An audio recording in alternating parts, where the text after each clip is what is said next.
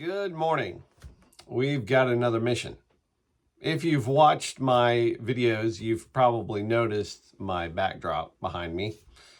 Over the past few episodes, I have received comments asking, can you show us what's on those shelves? What's the story behind your collection and the various artifacts? Well, today we're finally going to answer those questions.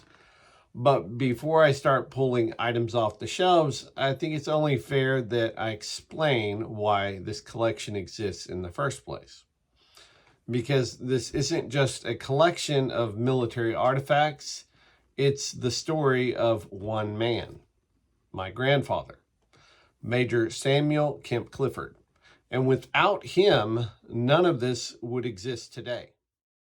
Samuel Kemp Clifford, or Sam, or Grandpa Sam as I used to call him, was born in Safford, Arizona in 1918, but long before he ever climbed into the cockpit of a B-17 Flying Fortress, he had already fallen in love with airplanes. One of my favorite family photographs shows my 3-year-old grandfather standing beside a World War I era Jenny biplane with his father, and the year was 1921. Even at that young of an age, aviation had already captured his imagination. After completing 2 years of college, he enlisted in the U.S. Army Air Corps in early 1941, months before the attack on Pearl Harbor. When the United States entered the war that December, Sam was already in advanced flying school. And like thousands of other young Americans, he wanted one thing: to get overseas and fight. But as we all know, the Army has different plans, and we go where we are called. Instead of shipping overseas, Sam was selected for 4-engine bomber training, and he excelled. In fact, he performed so well that the Army kept him stateside for nearly 2 years as a B-17 instructor. I can only imagine how frustrating that must have been for Grandpa. Every day he trained new pilots who were headed into combat while he remained behind. Yet those years made him an exceptional pilot. Eventually, Army leadership changed its policy, and combat experience became mandatory for all bomber instructors. Finally, my Grandpa Sam had his chance. He received his long-awaited orders, and in January 1945, he deployed overseas. By mid-February, Sam had arrived in England and was assigned to Station 142 at Deafham Green and the 729th Bombardment Squadron, 452nd Bombardment Group of the 8th Air Force. On March 3rd, 1945, Second Lieutenant Sam Clifford flew his first combat mission as a co-pilot. His target, Dedenhausen, Germany. The very next day, March 4th, Sam was promoted to pilot and found himself back in the cockpit for yet another bombing mission, this time over southern Germany. Because he arrived so late in the war, another challenge awaited him. Earlier crews had only needed 25 combat missions before rotating home, but by 1945, that number had increased to 35. The war, however, ended before Sam could reach that goal. By VE Day on May 8, 1945, First Lieutenant Samuel Clifford had completed 19 combat missions. He also flew 2 mercy missions during Operation Chowhound, dropping desperately needed food supplies over the starving population of Holland. Those humanitarian missions became some of the moments that my grandpa spoke about most later in life. It left a lasting impression seeing how dire the situation was for the Dutch people, yet they still found a way to show their gratitude. I remember my grandpa relaying a story, telling me how the Dutch people plowed up portions of their tulip fields to write out a message to the airmen saying, "Many thanks." And if you guys have watched Masters of the Air, I thought it was very cool how they showed some of those Operation Chowhound missions, and they actually depicted that portion where the Dutch people wrote out the message, "Many thanks," and "Thanks Yanks," or something to that effect, in their tulip fields. So kudos to Masters of the Air. My Grandpa Sam's military career didn't end with the conclusion of World War II. In fact, he witnessed one of the greatest transformations in American aviation history. When he enlisted in 1941, it was the U.S. Army Air Corps. Soon thereafter, it changed and it became the U.S. Army Air Forces. Then in 1947, the newly independent United States Air Force was born.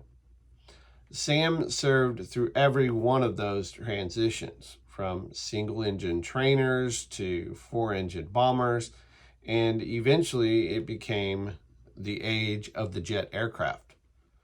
When he retired in 1961, he did so with the rank of major. Most people would naturally think that the most dangerous flying of my Grandpa Sam's career happened during World War II. And he did have a lot of close calls, but it wasn't until after leaving active duty and he was flying for the Colorado Fish and Game Department that he had his closest call. My grandpa's job was unusual. He restocked remote lakes by flying low and dropping fish from his airplane. He also dispersed large game using cherry bombs so wildlife officials could estimate herd sizes. On one such routine fish stocking flight, everything changed. Flying low across the lake, just as he had done countless times before, the aircraft's tail struck a cable that had recently been stretched across the water. A cable he had not been made aware of. The tail was ripped away from the fuselage, and the airplane flipped up and back and nosed down into the lake. My Grandpa Sam escaped his harness and swam to the surface, and then he realized his co-pilot hadn't made it out of the aircraft, and his co-pilot didn't know how to swim. Without hesitation, my grandpa dove back down more than 25 feet. He found his friend trapped in the wreckage, struggling to unlatch his seatbelt. My grandpa released and helped him swim safely to shore. Only afterward did the pain set in. Doctors later discovered that my Grandpa Sam had broken his back during the crash. Later in life, my grandpa bought his own four-seat Cessna. He would fly all around the country, visiting family, traveling to air shows, including his absolute favorite, the Oshkosh show in Wisconsin. As kids, my brother and I couldn't wait to visit Grandpa. And as always, he would pull out his World War II memorabilia and let us play with it. The very same helmet, the goggles, the oxygen masks that I'm about to show you, we would put them on. Sometimes we'd even wear them on trips to the grocery store. To us, more me than my brother, the family car was a B-17 Flying Fortress, and we were on a mission over Germany. My grandpa absolutely loved it. I can still hear his chuckle in my mind. Over the years, Grandpa realized my fascination with World War II history, and he gave me pieces from his own military career. Many of the artifacts you see behind me today, the very ones many of you have asked about, are the same pieces I played with as a kid. They're far more than collectibles. Honestly, they're like family. They're memories. Their history I was fortunate enough to hold in my hands and now own. To his very last day, my grandpa Sam remained most proud of his service during World War II. The 19 combat missions, the mercy missions over Holland, and the men that he served with, and also the memories, they never left him. His stories inspired my lifelong passion for military history. That passion eventually grew into collecting not just his artifacts, but preserving the stories of the remarkable men who served alongside him in the 452nd Bombardment Group of the mighty 8th Air Force. So when you see the backdrop behind me, you're not just looking at military equipment. You're looking at the reason this channel exists. And over the coming weeks and months, I'm looking forward to sharing each of these artifacts and the incredible stories behind them with all of you. I would love to hear from you in the comments. Did you have a family member who served during World War II? What story or artifact has been passed down through your family to you? And which item in my collection would you like me to feature first? If you enjoy preserving military history and honoring the greatest generation, please consider giving this video a thumbs up and subscribing to the channel and sharing it with someone who appreciates these incredible stories. Until next time, thank you for watching, and thank you for helping keep the legacy of the greatest generation alive. Until next time, catch you later. Here is the 452nd Bombardment Group unit history book that my grandfather gave me. There are, I think, 2 or 3 additional printings. There's a post-war blue cover, and there is a black cover printing of this book, but this is the first printing. And above it is a little tapestry that I had framed up that was also my grandfather, that says, "Greetings from England." So I cherish that as well. And this particular piece is not named, but it's just a good representation of a B-10 flight jacket. And then below is more of what my grandfather wore, and that is the B-17 flight jacket. And I'll show you another photograph here in a minute. It's of my grandfather and his bomb crew.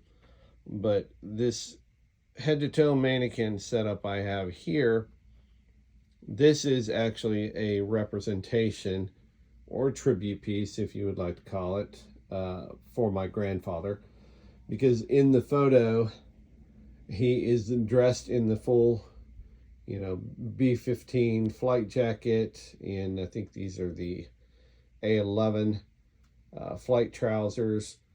I even have the original F-3 electric heated suit underneath this.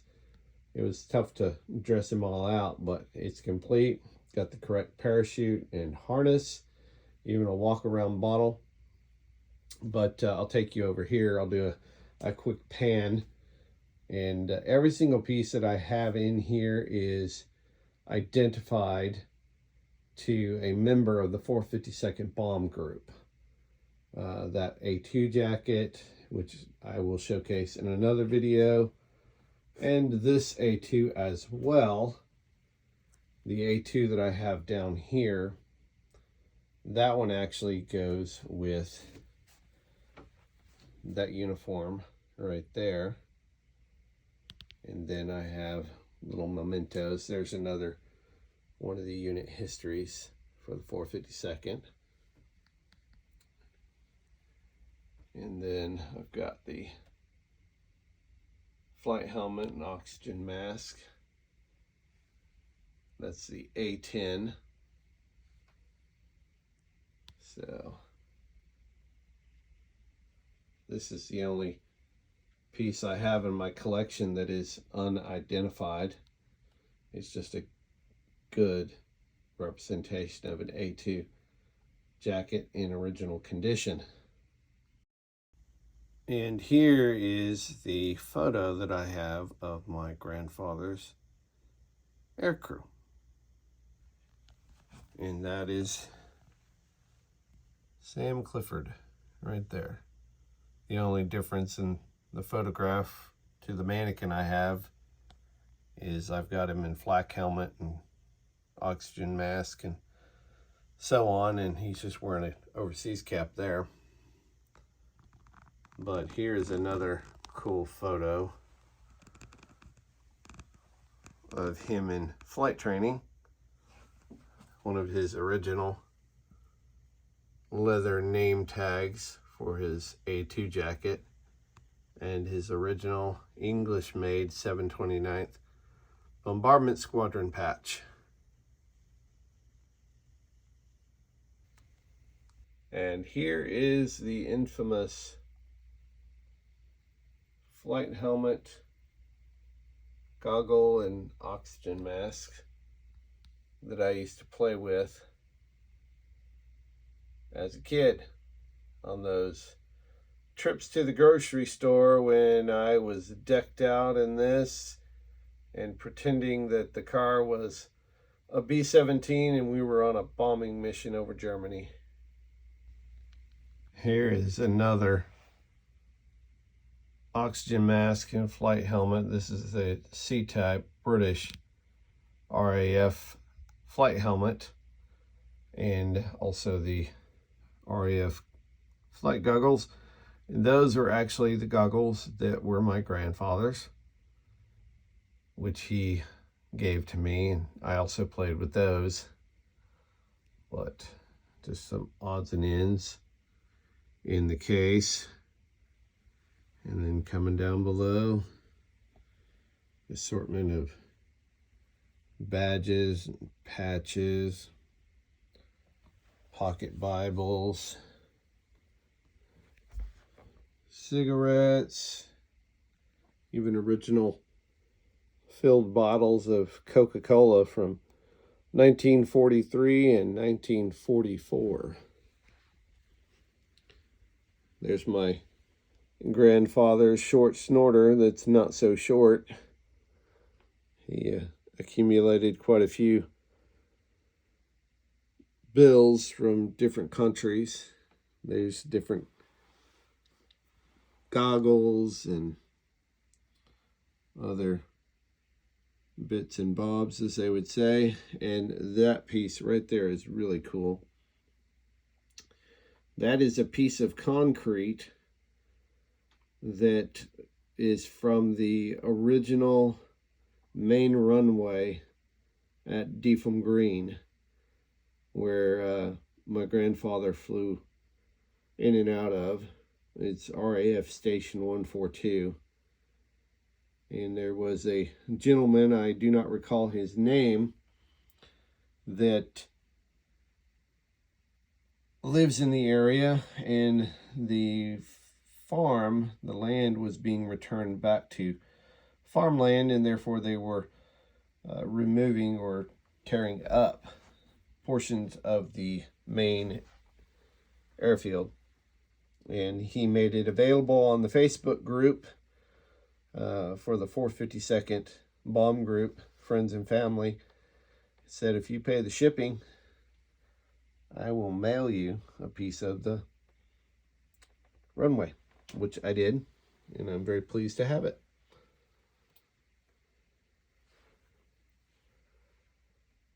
And so there you have it. Be on the lookout for future videos as I showcase and share the stories of each one of these artifacts.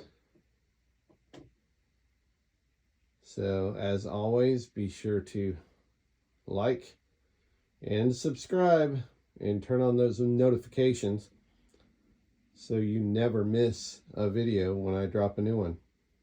Until next time, catch you later.